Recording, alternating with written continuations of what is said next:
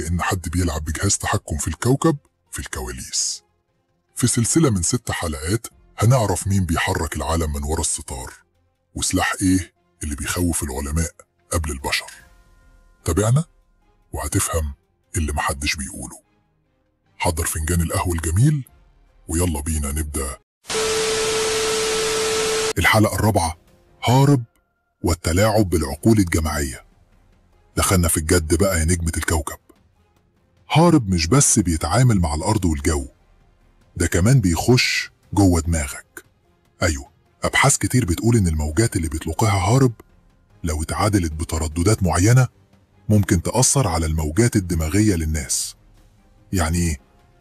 يعني لو ضربوا موجات بتردد معين ممكن تحس بانعاس أو توتر أو حتى غضب، وده مش خيال علمي، دي أبحاث منشورة فعليا.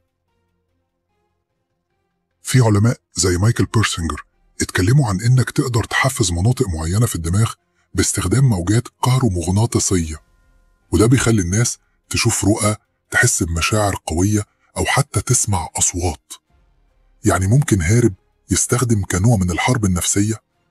في نظرية بتقول كده، إنك بدل ما تبعت جيش تبعت موجة تخلي الناس تخاف، تنهار، أو حتى تصور.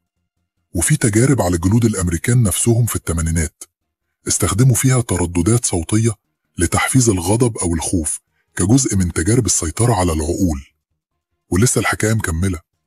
ما تنساش الحلقة ال5 الجاية، هنعرف فيها أماكن قواعد هارب حوالين العالم. ما تنساش بقى يا نجم النجوم تعمل السبسكرايب وتعمل التعليق وتعمل اللايك الجميل. وانت يا نجمة نجوم الكوكب ما تنسانيش برضو عشان الحلقة الجاية ان شاء الله توصلكم بسرعة وهتبقى ضرب نار ان شاء الله. انتظرونا في الحلقات القادمة. سلام.